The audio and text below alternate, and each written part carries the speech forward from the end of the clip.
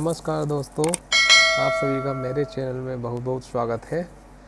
और आज मैं आयुर्वेद के इतिहास और आयुर्वेद के महत्व और आयुर्वेद के लाभ के बारे में आप समस्त के सामने चर्चा करूंगा। चलिए फिर हम स्टार्ट करते हैं। आयुर्वेद क्या है? आयुर्वेद कहें या आयुर्वेद विज्ञान कहें, भारत का ये विज्ञान रोगों को सही करने के लिए बनाया गया था और ये पश्चिमी देशों में काफ़ी प्रचलित है।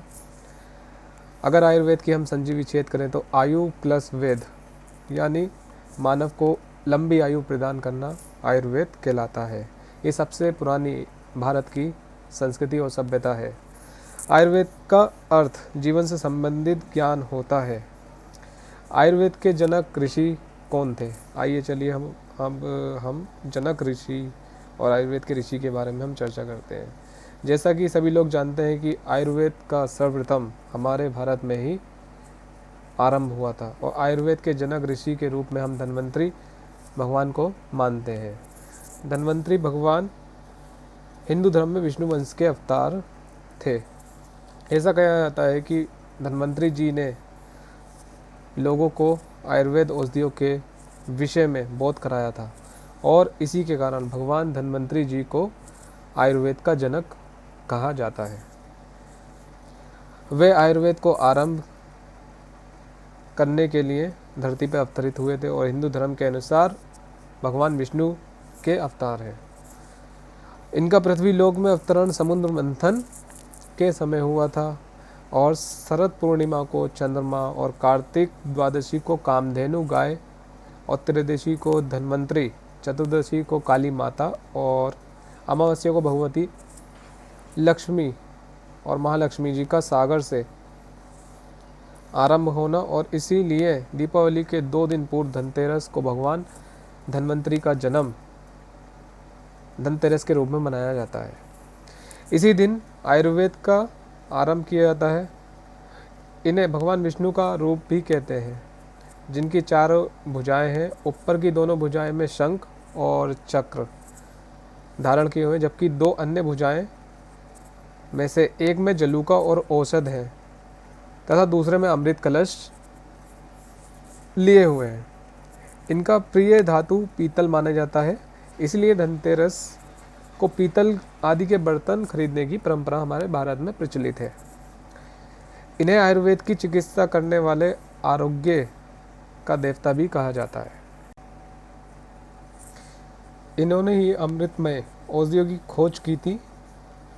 इनके वंश में दिवोदास हुए, जिन्होंने शल्य चिकित्सा का विश्व का पहला विश्वविद्यालय काशी में स्थापित किया, जिसके प्रधानाचार्य सुश्रुत बनाए गए थे।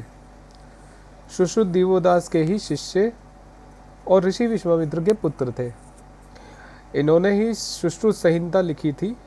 सुश्रुत विश्व के पहले सर्जन शल्य चिकित्सक बने थे और दीपावली के अवसर पर कार्तिक त्रयोदशी धनतेरस को भगवान धन्वंतरी की पूजा करते हैं।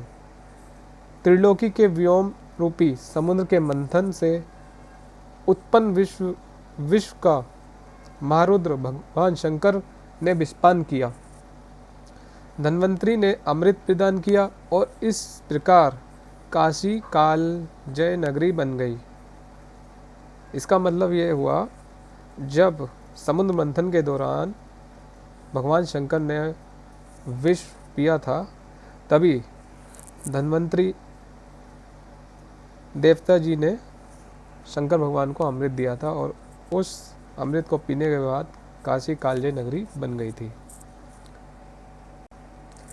अब चलिए हम आयुर्वेद का मतलब और आयुर्वेद क्या है इसके बारे में हम चर्चा करते हैं। आयुर्वेद को भारतीय आयुर्विज्ञान भी कहते हैं। आयुर्विज्ञान विज्ञान की वह शाखा है जिसमें मानव शरीर को होने वाले रोग और रोग मुक्त करने की सारी विधियों का वर्णन मिलता है। आयुर्वेद जिस ग्रंथ में लिखा गया, उस ग्रंथ के अनुसार मानव शरीर में 3 दोषों का संतुलन बिगड़ जाता है, तब मानव रोग ग्रसित यानी बीमार पड़ जाता है। वे 3 दोष वात, पित्त, कफ, ये 3 दोष ही मानव शरीर की संरचना में बहुत महत्वपूर्ण योगदान देते हैं। यदि ये वात, पित्त, कफ बैलेंस नहीं होंगे तो हमारे शरीर में काफ़ी दुष्प्रभाव होंगे। इसीलिए हमें अपनी हेल्थ और डाइट को बहुत ही पूर्ण तरीके से हमें अपना खान पीन और दिनचर्या हमें बनानी चाहिए। वैसे तो आप में से बहुत से लोग इस बात से परिचित होंगे कि पुरातन काल में संस्कृत भाषा ही बोली और लिखी जाती थी। इसीलिए भारत के सारे वेद और पुराण, उपनिषद इत्यादि संस्कृत भाषा में ही आप सभी लोग पढ़ते हैं।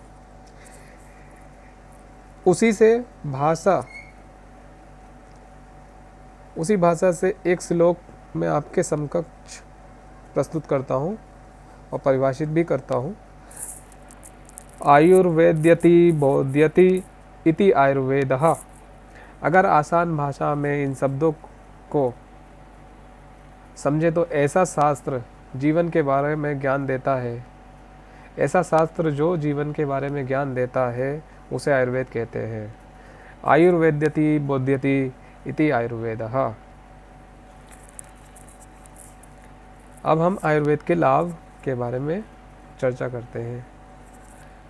अब इसके लाभ के बारे में पढ़ लेते हैं। और क्योंकि इस पद्धति में से जो मनुष्य अपना इलाज करवाता है उसे कभी कोई साइड इफ़ेक्ट नहीं होते हैं और इसीलिए इस चिकित्सा पद्धति को एक भी हानि नहीं है। इस चिकित्सा पद्धति में कोई भी हानि नहीं है। आयुर्वेद रोगों को जड़ से ख़त्म करता है। दूसरा, आयुर्वेद न केवल रोगों को सही करता है और बल्कि रोगों को आने से भी आपको रोकता है। आयुर्वेद दवाइयों में अधिकतर पौधे, फूल, फलों के घटक मौजूद होते हैं। अंततः ये चिकित्सा प्रकृति के पास है जिसे मनुष्य को कोई दुष्प्रभाव नहीं होता। जो हमारा नेचर है, प्रकृति है, हम प्रकृति के साथ में हम जब रहते हैं तो हम बहुत खुश होते हैं। इसी कारण जो आयुर्वेद है वो नेचर पे ही डिपेंड है। आयुर्वेद और नेचर बराबर है।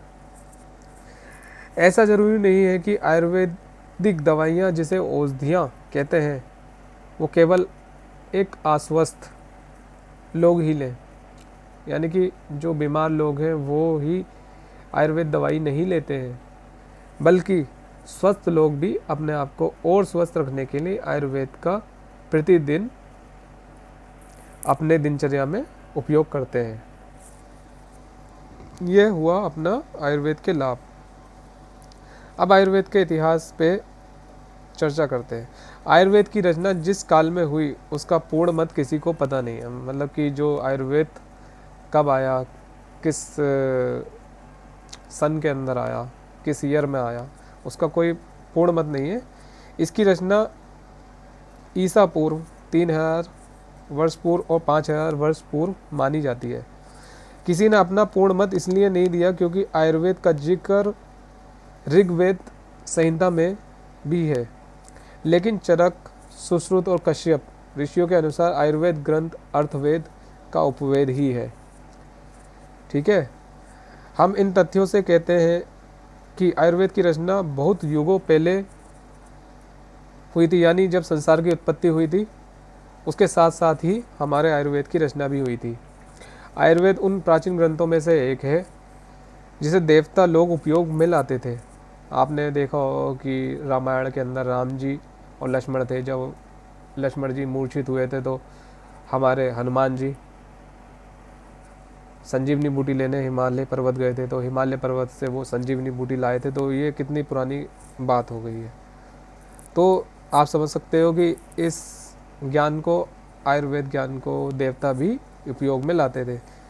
देवताओं की चिकित्सा पद्धति को मानव सेवा के लिए उपयोग करने के लिए देवताओं के वेद ने धरती के महानतम आचार्यों को इस ज्ञान को दिया था। जो महान आचार्य हुए थे, जो इनके गुरु होते थे, उन लोगों के साथ में देवी देवताओं ने आयुर्वेद को साझा किया। देवताओं के वेद ने सबसे पहले आचार्य अश्वनी कुमार को सिखाया। अश्वनी कुमार को सर्वप्रथम सिखाया गया था आयुर्वेद, जिन्हें आयुर्वेद का आदि आचार्य कहा जाता है। अश्वनी कुमार आदि आचार्य के रूप में भी माने जाते हैं। ऐसा कहा जाता है कि अश्वनी कुमार ने दक्ष प्रजापति के धड़ को धड़ में बकरे का सिर जोड़ने का बड़ा चमत्कारी क्रिया की थी। अश्विनी कुमार ने दक्ष प्रजापति के धड़ में बकरे का सिर जोड़ दिया था, ठीक है। और धन्वंतरी को आयुर्वेद का देवता कहा जाता है। इसके अलावा बहुत से आचार्य हुए थे जिनको इन विद्या का ज्ञान था। वे आचार्य ये हैं: अश्विनी कुमार, धन्वंतरी, काशीराज देवोदास, नकुल, सहदेव, अकरी, च्यवन, च्यवनप्राश जैसे आपने सुना होगा, च्यवन ऋषि च्यवन थे, जनक, बुद्ध, जावाल, जाजली, पेल, करत, अगस्त्य, आत्री तथा उनके 6 शिष्य अग्निवेश, भेड़, जदुकरण, पारासर, सिरपाणी एवं सरपाणी, हरित, सुश्रुत और चरक हैं। ब्रह्मा जी ने आयुर्वेद को 8 भागों में बांटा था और उन भागों को उन्होंने तंत्र का नाम दिया। तंत्र, हमारा जो बॉडी सिस्टम है वो भी तंत्र के रूप में ही माना जाता है आयुर्वेद के अनुसार। ये सारे भाग अलग अलग चिकित्सा के उपक्रम को समझाता है। वो 8 भाग निम्नलिखित हैं। पहला भाग जो है इसका है शल्य तंत्र। शल्य तंत्र मीन्स सर्जिकल टेक्निक्स। दूसरा है इसका शालक्य तंत्र, ENT, जिसे हम इंग्लिश में ENT कह सकते हैं। काल्य चिकित्सा तीसरा, जनरल मेडिसिन। चौथा है इसका भूत विद्या, भूत विद्या तंत्र, जिसका मतलब है साइकोथेरेपी। पांचवा है कुमार भृत्यु, इसका इंग्लिश में मीनिंग होता है पेडियाट्रिक्स। छठा है अगदत तंत्र, टॉक्सिकोलॉजी, इसे इंग्लिश में हम कहते हैं टॉक्सिकोलॉजी। सातवां है रसायन तंत्र, मीनिंग गैरिएट्रिक्स इन इंग्लिश। आठवां एवं लास्ट यह है वाजीकरण। वाजीकरण means science of aphrodisiac and sexology, ठीक है। तो ये ब्रह्मा जी द्वारा 8 भागों में बांटा गया था। शल्य तंत्र, शालक्य तंत्र, काया चिकित्सा, भूत विद्या तंत्र, कुमार भृत्यु, अगदत तंत्र, रसायन तंत्र, वाजीकरण। आयुर्वेद के अंदर पूरे शरीर के रोगों का निवारण लिखा है, पूरे शरीर का रोगों का निवारण लिखा है आयुर्वेद के अंदर। आयुर्वेद में 101 तरीके की मृत्यु का भी वर्णन है, जिसमें से एक मृत्यु जो है भगवान के हाथों में रहती है, और जो बाकी की जो मृत्यु है उन्हें आयुर्वेद के द्वारा हम रोक सकते हैं। आयुर्वेद में बिल्कुल क्लियर लिखा है, यदि हम आयुर्वेद को फॉलो करते हैं तो हम इन आकस्मिक मृत्यु से बच सकते हैं और अपने शरीर को हानि से ही हम बचा सकते हैं। और एक तो आपकी जो मृत्यु होती है वो तो नेचुरल डेथ होती है, जो इंसान अपनी पूरी आयु ख़त्म कर लेता है, तो वो नेचुरल तरीके से उसकी डेथ होती है, वो हमारे भगवान के हाथ में होती है, आयुर्वेद के धन्वंतरी जी के हाथ में। चलिए हम आयुर्वेद की उत्पत्ति किस वेद से हुई उसको भी जान लेते हैं। आयुर्वेद की उत्पत्ति का मूल आधार अर्थवेद को माना जाता है, क्योंकि अर्थवेद में आयुर्वेद से संबंधित सभी जानकारियाँ विस्तृत रूप से लिखित हैं। आयुर्वेद की उत्पत्ति स्वयं भगवान ब्रह्मा जी के द्वारा मानी गई है। ब्रह्मा जी जो भगवान शंकर और भगवान विष्णु जी के भाई हैं, बड़े भाई हैं, ऐसा मान लिया जाता है। इसीलिए माना जाता है कि क्योंकि अथर्ववेद के रचयिता और खोजे ब्रह्मा जी ने ही की हैं। अर्थवेद की रचना करने वाले तो ब्रह्मा जी हैं, परंतु इसके विषय में लोगों को बताने के लिए महर्षि कृष्ण व्यास देपाजान जी हैं। आयुर्वेद की मदद से भी रोगों के निवारण किया जाता है, जिसे शल्य तंत्र, शालक्य तंत्र, काया चिकित्सा, भूत विद्या तंत्र, कुमार भृत्यु, अगत तंत्र, रसायन तंत्र। ओके, इन जैसे कि 8 इन्होंने रचनाएं की थी ब्रह्मा जी ने, उसको भी हम स्टेप बाय स्टेप तरीके से समझ लेते हैं। शल्य तंत्र पहली जो इनकी रचना है। शल्य तंत्र का शाब्दिक अर्थ होता है कि शरीर के अन्य हिस्सों में चर्म को हटाकर दूसरे अंगों का ट्रांसप्लांट करना शल्य तंत्र कहलाता है। इसे अंग्रेजी में सर्जरी कहते हैं और इसे आयुर्वेद में ही स्थापित करा गया था सर्वप्रथम। और सबसे बड़े शल्य चिकित्सक हमारे भारत में सुश्रुत कहलाते हैं। इस भाग में विविध प्रकार से शल्यों को निकालने की विधि को संपादित चिकित्सा को शल्य चिकित्सा कहते हैं। जो हमारा बॉडी में ट्रांसप्लांटेशन होता है किसी भी अंग का, उसे शल्य तंत्र में ही माना जाता है आयुर्वेद के अकॉर्डिंग। शालक्य तंत्र क्या होता है सेकंड, इसे आयुर्वेद के अनुसार मुंह, नाक और कान के लोगों को पहचाना जाता है और उससे संबंधित निवारण किया जाता है। मुंह, नाक और कान में जो प्रॉब्लम होती है, इसको अंग्रेजी में ईएनटी विभाग भी कहते हैं। ईएनटी का मतलब होता है मुंह, नाक, आँख, कान से संबंधित रोगों की पहचान और उसका निवारण, उसको हम कैसे सही करें। काया चिकित्सा तीसरा है, इसको अंग्रेजी में जनरल मेडिसिन कहते हैं। इसमें हमारी खांसी, बुखार, जुखाम और जो मानसून से रिलेटेड जो हमारी प्रॉब्लम होती है, जो वेदर चेंज होता है, उसमें जो हम यूज़ करते हैं इत्यादि रोग आते हैं, उसके निवारण के लिए जो औषधियाँ लिखी गई हैं उसे काया चिकित्सा में आप पढ़ सकते हैं और आप समझ सकते हैं। ये औषधियाँ पूर्णतः आयुर्वेदिक होती है अतः इसका कोई नुकसान नहीं होता है। जो हम यूज़ करते हैं जैसे जुसांदा हो गया, काढ़ा हो गया, वो हमारी माताएं और बूढ़ी माताएं वो बताती हैं, बूढ़े माँ बाप, तो वो सारी पुरानी दवाइयाँ वो काया चिकित्सा के अंदर आती हैं। भूत विद्या तंत्र क्या होता है, इसको अंग्रेजी में साइकोथेरेपी कहते हैं। इसमें गृह दशा से संबंधित चिकित्सा लिखा गया था।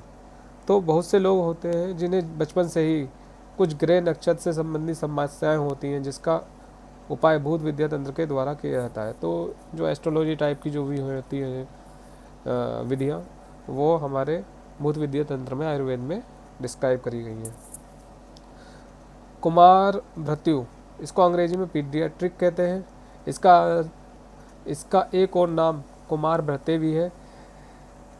इस भाग में गर्भ विज्ञान का वर्णन किया गया है। बच्चों, स्त्रियों, स्त्री के रोग से संबंधित ज्ञान को इसमें लिखा गया है। पुराने समय में महिलाओं को इसका काफ़ी अच्छा ज्ञान हुआ करता था, पुराने टाइम के लोग, क्योंकि हमारे टाइम में तो काफ़ी सारी हॉस्पिटल्स हैं और नई नई टेक्नोलॉजी है इस टाइम। तो पुराने टाइम में जो डिलीवरी की समस्या होती थी उसे बहुत सारी महिलाएं पुराने टाइम में जानती थी, जिसके कारण महिलाएं घर घर पर ही आयुर्वेद के रूप से डिलीवरी करवा देती थी बच्चों की सुगमता पूर्वक। तो ये कुमार भृत्यु में आता है। और इसके अलावा है अगदत तंत्र, अंग्रेजी में इसे टॉक्सिकोलॉजी कहते हैं। इसमें सही प्रकार के जहरों के बारे में आपको ज्ञान मिलता है। इसको अगदत तंत्र भी कहते हैं। यदि किसी व्यक्ति को अगध तंत्र की शिक्षा प्राप्त कर लेता है तो उसे आयुर्वेदिक विष के विषय में पूरी जानकारी प्राप्त हो जाती है। यदि हम रीड करते हैं अगध तंत्र को, जितने ही प्रकार के विष होते हैं उसकी नॉलेज एक जो छात्र होगा आयुर्वेद का वो पढ़ सकता है और इसे सीख सकता है। रसायन तंत्र होता है, इसको अंग्रेजी में गेरिएट्रिक्स कहते हैं और रिजुविनेशन कहते हैं। इसके अंदर बुढ़ापे में, बल, पौरुष, दीर्घायु में बढ़ने के कारण जो भी रोग होते हैं इसके अंदर काफ़ी अच्छे से दर्शाया गया है, जिसके उपयोग से लोगों को इम्यूनिटी क्षमता, जैसे अभी हमारा चल रहा है कोविड, तो कोविड से हम कैसे बच सकते हैं, तो रसायन तंत्र में इसका काफ़ी अच्छे से वर्णन है। और आयुर्वेद से हम इसे किसी भी व्यक्ति को हम स्वस्थ कर सकते हैं। लास्ट इसका है वाजीकरण, इसको अंग्रेजी में साइंस ऑफ एफ्रोडोसियक एंड सेक्सोलॉजी कहते हैं। इसके अंदर गुप्त रोग और जिसके संतान नहीं होती है उनके बारे में लिखा गया है। आपने देखा होगा कि आयुर्वेद में सारी बीमारियों के बारे में लिखा गया है और उसके निवारण के बारे में भी लिखा गया है। अब भारत में सारे शोध हो रहे हैं जिसका फ़ायदा बाहर के देश भी ले रहे हैं। इसके अलावा आयुर्वेद की पढ़ाई भी काफ़ी सारे स्कूल और यूनिवर्सिटी वगैरह करवा रही हैं। उनके बहुत सारे विषय हैं जो निम्नलिखित हैं। आपको मैं थोड़ा सा इसका ब्रीफ इंट्रोडक्शन दे देता हूँ। ये कौन कौन से विषय होते हैं। आयुर्वेद सिद्धांत प्रथम विषय, आयुर्वेद संहिता, रचना शरीर, क्रिया शरीर, द्रव्य गुण विज्ञान, रस शास्त्र, रोग निदान, शल्य तंत्र, शालक्य तंत्र, मनोरोग एवं पंचकर्म। आयुर्वेद के 3 स्तंभ हैं, उसे त्रिस्कंद कहा जाता है, जिन्हें हम हेतु, लिंग और औषध भी कहते हैं। इसी कड़ी में हम अब अपना आयुर्वेद का वीडियो समाप्त करते हैं और आयुर्वेद का आखिरी टॉपिक जो था हमारा, आयुर्वेद का महत्व क्या होता है, आयुर्वेद का महत्व, उसके बारे में भी हम चर्चा कर लेते हैं। हमारे भारत में प्राचीन समय से ही आयुर्वेद महान से महान ज्ञाता रह चुके हैं। आयुर्वेद के हर एज में, हर ईयर में आयुर्वेद के बहुत बड़े महर्षि, ऋषि और देवी देवता प्रकट होते रहे हैं और उन सभी ज्ञाता होने ही वर्तमान समय में उपयोग किए जाने वाले ज़्यादातर रोगों की खोज पहले ही करा दी थी। जैसे कि हम रोगों के बारे में जानते हैं, है ना, तो वो रोग पहले ही उन जो महर्षि हैं उन्होंने लिख दिया था आयुर्वेद के अंदर कि इस टाइप की बीमारियां हो सकती है और आ रही हैं। या कोविड है, कोविड का भी लिखा था, और जैसे छुआछात की बीमारी थी, ये सब बीमारियां आयुर्वेद में लिखी गई थी और उससे बचाव के स्टेप्स भी इसमें लिख दिए गए थे आयुर्वेद में। और इनके निवारण में आयुर्वेद के तरीके से किस तरीके से किया जाएगा उसकी भी हम आयुर्वेद के अंदर स्टेप बाय स्टेप तरीके से समझा दिया गया था। आयुर्वेद का महत्व बहुत ही ऊंचा है, क्योंकि वर्तमान समय में जो दवाइयाँ बनाई जाती हैं और उनका ना तो कोई साइड इफ़ेक्ट होता है, परंतु जो आयुर्वेद की दवाइयाँ की मदद से